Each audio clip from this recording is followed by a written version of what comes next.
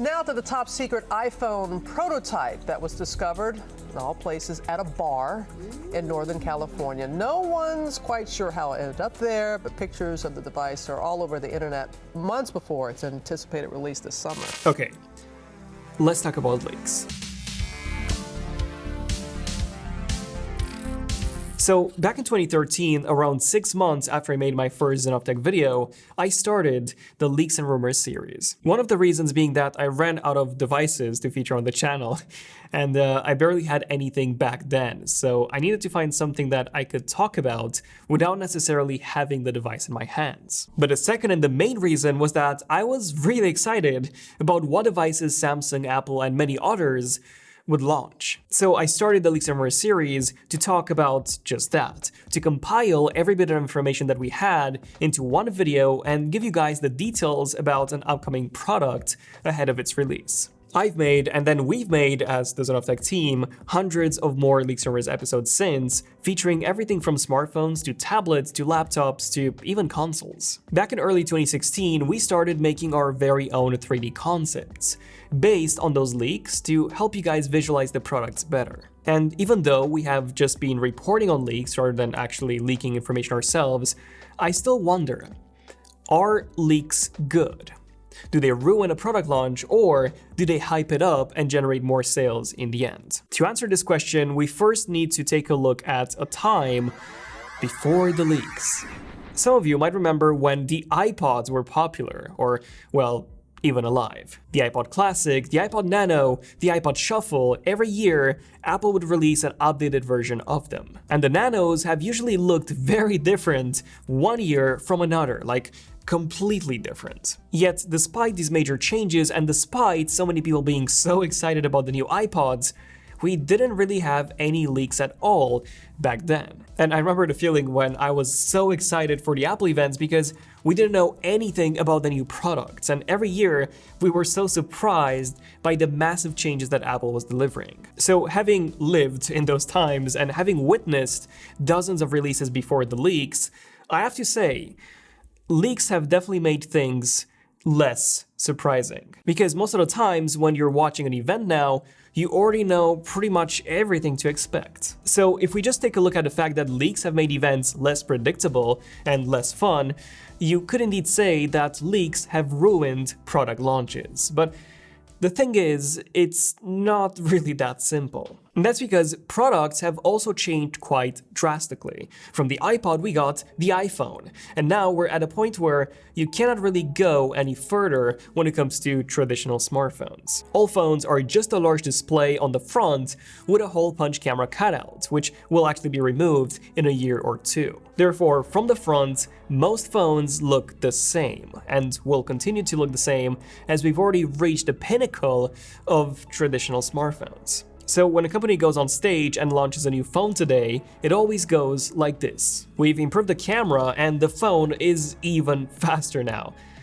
That's pretty much it. There are no major upgrades like a retina display nowadays, or a dual camera, or water resistance, or a super smart voice assistant, as pretty much all phones already have these features, including entry-level ones. So is it really the leaks that made product events less exciting, or is it really the fact that the improvements that we get year to year are incredibly tiny? And I would honestly go with the latter here. But I think that there is one more thing that makes launches so boring today, which isn't the leakers or the devices not having enough upgrades, but the fact that a lot of companies actually leak their own products, like intentionally to generate hype. And probably the best example of this is OnePlus, a company who realized that since they were so much smaller than Apple, their products didn't really get leaked, just because there was obviously less interest in their products. And because there were no leaks, people didn't know about their products until they were launched. Therefore, because of this, they decided to leak their upcoming products themselves. You've probably noticed how a few months before they release a new phone, OnePlus starts tweeting about it. Sometimes it's just a hashtag, but sometimes they include full-on specs, or even images, or even videos, all of which were never shared before. Their CEO, Pete Lau, also tweets about these, and when OnePlus is having an event, I'm not even kidding when I actually say that the only thing that is not known is the price.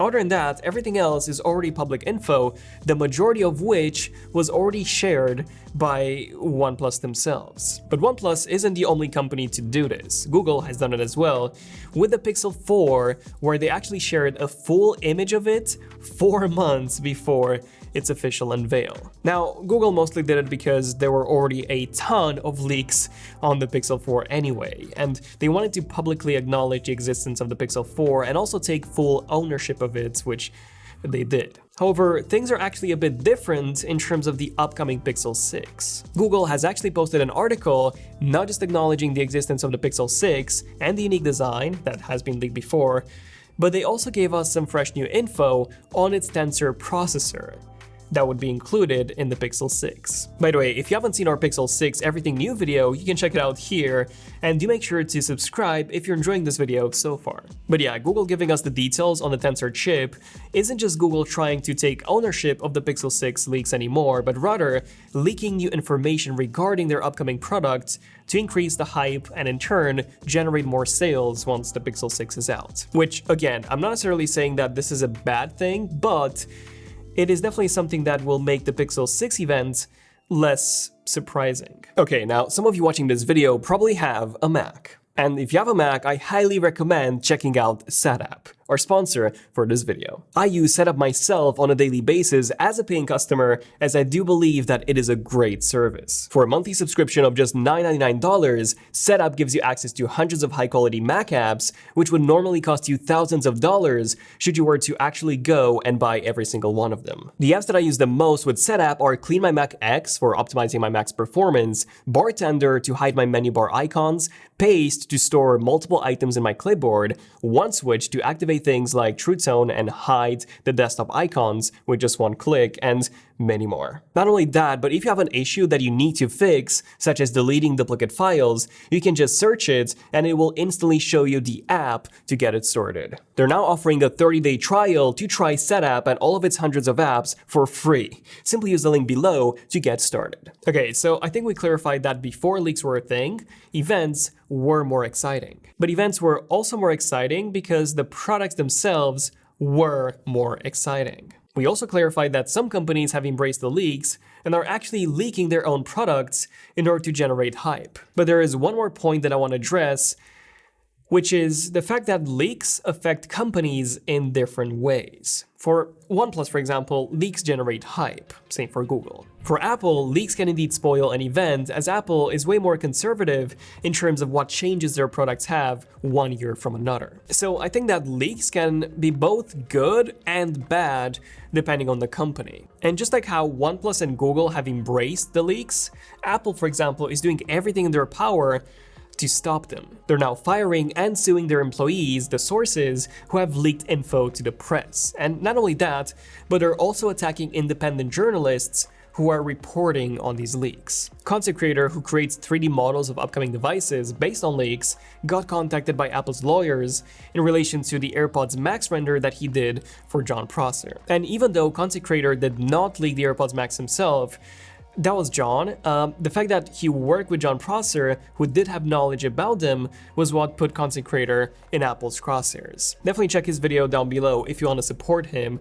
And the thing is, many others have also been contacted by Apple's legal team, including popular leakers from China. Okay, so here's what I think about this, because this is a very tricky topic. As an employee, leaking information from your own company is wrong. Even more wrong when you're selling that information to your company's competitors, which is something that's rumored to have happened with Samsung and Huawei. Private foldable display info and documents being stolen from Samsung and samples as well, and then allegedly being sold to Huawei. That's seriously messed up, and people who did that and continue to do that should be prosecuted accordingly. But when employees leak info to the press just because they are excited for that product, I feel like that's a bit different. Don't get me wrong, that's bad too, as it can indeed cause their competitors to change their products based on that leaked info. But if that info is given late enough in the product development cycle, I think that it can actually be beneficial and generate a lot of hype and interest in that product. For example, when the iPhone X launched in 2017, it was significantly more expensive than the iPhone 8 was, at $1,000, up from $700, and keep in mind that the iPhone 8 was actually launched at the same time. But because of how hyped the iPhone X was before it launched, people already knew that it would have a full-screen OLED display. They knew that it would have no home button and also feature the first redesign in 3 years. A redesign that would also be the biggest one that the iPhone has ever received. And because of that massive hype, the iPhone X, even though it was way more expensive than the iPhone 8 was, it actually ended up outselling the iPhone 8 at launch in just a matter of minutes. So what's the conclusion here? Are leaks ruining a product launch, or are they making it better and hyping the device and generating more sales in the end? Well, just like we talked about in this video, leaks are bad when company secrets are stolen or when they are ahead of a product's launch, like far ahead, that they can influence the competitors of that company. But when leaks are closer to the launch of that product, I do believe that they just help generate hype and interest in that product, which in the end translates to more sales. Not only that, but as a company, when your product gets leaked, you can actually see the public's reaction in real time. And for example, if they're unhappy about the design or the color, or I don't know, maybe the price, if they think it's too high and the price got leaked, then as a company you can actually change those things. Obviously, it depends on, how far in the product development cycle the leaks actually happen. But in most cases, if it's just stuff like the price or small things, they can still change those, which is good for the consumer and the company because the company gets more sales and the consumer gets a better product. But let me know in the end, what do you guys think about leaks in general? Do you think they're good, or do you think they do affect the event and the product negatively? So let me know, and why do you think so? Definitely subscribe if you have enjoyed this video. I'm Daniel, this has been ZONEofTECH, and I'll see you guys in the next one. ZONEofTECH signing out. Cheers.